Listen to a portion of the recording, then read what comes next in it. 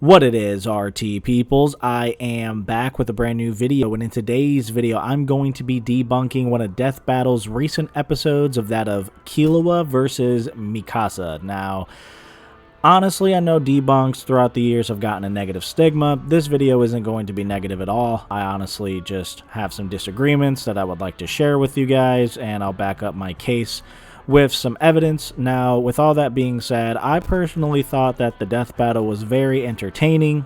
Animation was fire, editing was great, narrating was good, everything was fine. It was an entertaining video, but unfortunately, I just don't agree with some of the information that they were presenting to us, and I don't necessarily agree with how they came to their conclusion. Now, before I begin, this video isn't about whether or not if Killua should have won the death battle. I'm not too sure nor familiar of the scaling of, certain magical index. I never really watched the anime or read the manga. I'm just going off of the information that they presented in the video. This video is mainly to show to you guys that Killua has been seriously downplayed if these are the standards that they're coming across with. So with that being said, I'm going to show you guys their ending conclusion, and then I'll interject afterwards, and then I'll just pretty much lay out all of my points. So with that being said, let's begin. KO! The angle, the electromagnetism, the science, it's... All right, take a breather there, champ. Whew. While Killua's assassin training made him a vicious threat, Misaka's abilities and know-how gave her the counter she needed in this mind-numbing battle of wits. Killua could survive kilowatt-ton level blasts, and given some leeway, could scale to Yuppie, whose crater feat was worth 18 megatons of TNT. Impressive, but the storm Misaka created beat anything Killua has done directly. And given similar scaling to Brunhild, who Misaka not only harmed but stalemated, her output could reach hundreds of megatons of TNT. Meaning, no matter which numbers are used, Misaka would always have the advantage in raw electrical power. No surprise there. Killua may have shrugged off 1,000,000 volts of electricity, but Misaka can dish out and survive billions. Still, both characters have contended with and harmed stronger opponents, and the two power systems they work under have allowed weaker opponents to defeat stronger ones in the past. So, might alone wouldn't net either a win. Plus, Killua was way better at hand-to-hand and physically stronger. Knowing his crafty assassin skills, things could have gone south for Misaka if she wasn't careful. But fortunately for the railgun, she was. Her fight with Brunhild shows she knows how to deal with tough, up-close threats while keeping her distance. And being able to dodge particle beams meant Misaka was more than fast enough to react to even Killua's lightning-quick speed. Add to that her bigger pool of powers, and she had plenty of ways to counter Rhythm Echo, since Killua was lightning, or just pin him in place long enough to pull off a railgun finisher. Killua was strong, but he wasn't gonna outmuscle 6 million tons of iron sand.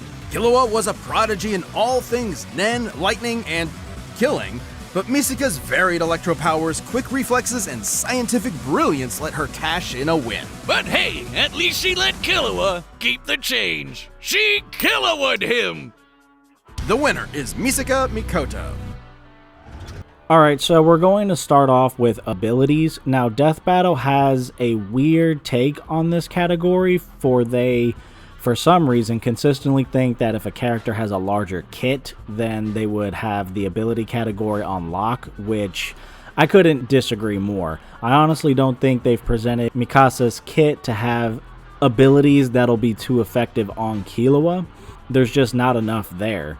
Mikasa's abilities are just not good enough to even be considered a deciding factor for this particular battle. When it comes to power, they use the high-end argument of Misaka scaling relative to Brunhild, who peaked at 333 megatons of power, which doesn't make much sense because this was ocean freeze with the fusion energy of water.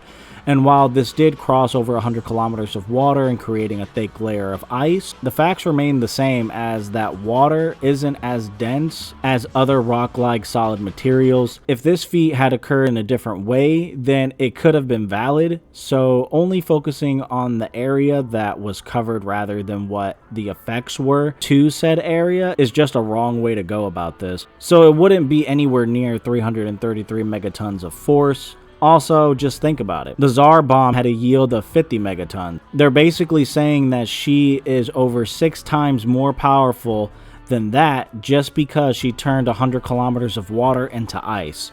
333 megatons would be multi-city level, which is crazy and just outright incorrect. But let's give them the benefit of the doubt and say that this feat is valid with higher end arguments. Killua should comfortably be above this, for when Gon was being brought back to full health on his deathbed, he produced enough energy to create a massive towering surge of Nen energy that can be seen from multiple city blocks away, and even Illumi, Killua's older brother, was across the city and was absolutely astonished by the amount of power that Gon was emitting, and not even at his peak health. So at Gon's peak, he'd be a lot stronger, and if Gon were to enter another fight, which had forced him to fight all out, then his power would grow even exponentially higher.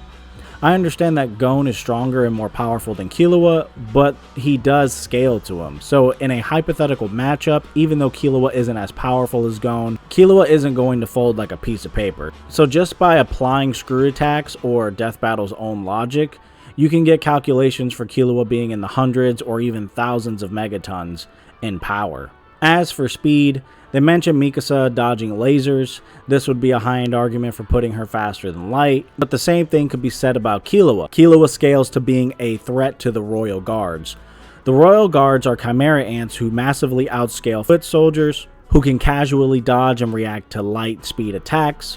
For example, Pike was able to dodge and react to Polkle's arrows of light multiple times, and Polkle's arrows have been stated to be light speed multiple times. Neferopito was able to react and move so fast that Netero's dragons, which are basically these energy rays of Nen energy, which are also faster than Polkle's arrows of light, so fast that these golden rays appeared to be moving in slow motion. Killua definitely scales to this, and I think Killua definitely has better showings in speed. With all that being said, I'm not exactly sure who would win this battle, but if the proper research is done for this, one thing is for sure. For some reason, a lot of people have been downplaying Hunter x Hunter, either on accident or on purpose. Either way, I'm going to be getting into Hunter x Hunter pretty soon. Expect that within a week or so. I'm going to be busting out some more content about the scale Gon, and Meruem. Might have Meruem in a particular versus battle that I have coming up pretty soon. And yeah, it's going to be pretty fire.